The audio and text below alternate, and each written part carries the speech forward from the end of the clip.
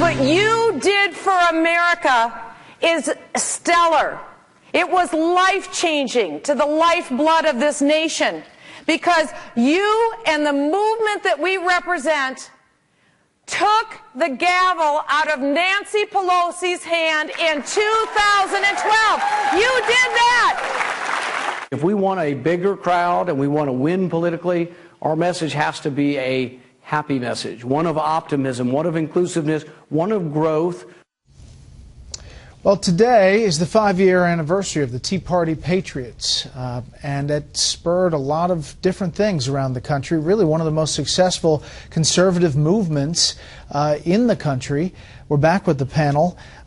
Really, it started out getting a lot of ridicule, not only from Democratic lawmakers, but the president himself at times calling out the Tea Party.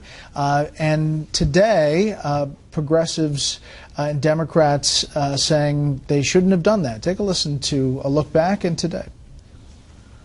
Over the last couple of days, where people have been having these rallies about taxes, you would think they would be saying thank you. That's what you'd think. I think that progressives like myself have made the mistake of sort of laughing at them and being very dismissive of them. And I think that's very dangerous. While they have been a double-edged sword for the Republican Party, because certainly they've shot themselves in the foot with candidates who are just too crazy, but at the same time, they come out to vote. Judge, what about Tea Party? Well, I agree with Tara Dowdell, who was just on there, that the Tea Party is a force to be reckoned with, and the Democrats and the Republicans mock them at their peril. Listen, I remember 1976, Ronald Reagan against Gerald Ford, and the establishment Republicans ridiculed Reagan as being crazy and extremist and a bomb thrower and an actor and intellectually incompetent. And, of course, he was the greatest force for conservative principles in government in the post-World War II era, and proved enormously successful. To me, the Tea Party are the true Republicans who are most faithful to the Constitution, who represent small government and maximum individual liberty and the appropriate balance between what the federal government should do and what the states should be doing. And Republicans who deviate from that, like John Boehner and company, like the leadership in the House and the Senate, will do so at their peril. What do you think of the power of the Tea Party now? Charles? Well, I think it has been a very positive influence. The power, I think, is one that could easily have remained outside the Republican tent. If you take the really long view, when the Tea Party movement started, it had a choice. It could have been a third party. You think of the radicals on the left in the 60s, the integration of that into the Democratic Party was extremely unsuccessful. It cost them elections in 68 and 72, and it hurt them for decades. I think there's been a relatively successful integration, even though there's a lot of complaints inside of the party. And I think it's really the mainstream media and some conservatives, I think, overemphasize the debates. I think they are largely about tactics, but they are not about principle. The idea of smaller government, less regulation, less taxation is in the Reagan tradition, and it's the Tea Party people who insist on it a little bit more. Juan?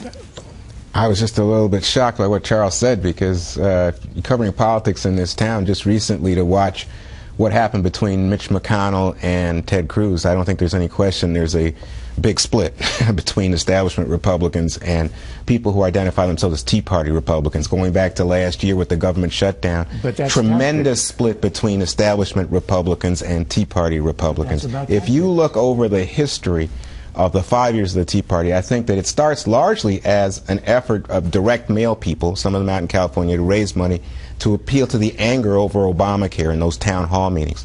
It has grown since then tremendously. The watershed moment, obviously 2010, with the election of 63 Republicans and the gaining of control, as Michelle Bachmann said, of the House of Representatives.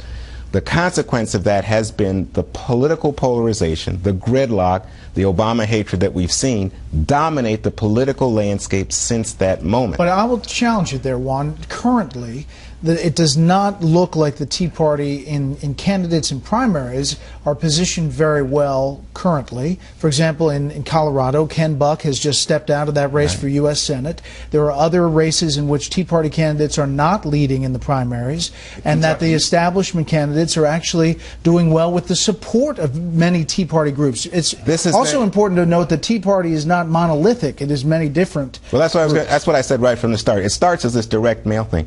But I don't understand how you're challenging me, because what you're seeing now is an establishment Republican response that says we have to do more at the primary level to try to pick candidates, because they remember Christine O'Donnell, they remember Sharon Engel, you know, and so they remember that in fact there are people who would say Republicans should have the majority of the U.S. Senate today if it wasn't for the Tea Party. I got 10 seconds, Judge. And the House of Representatives would have a Democratic speaker were it not for the Tea Party.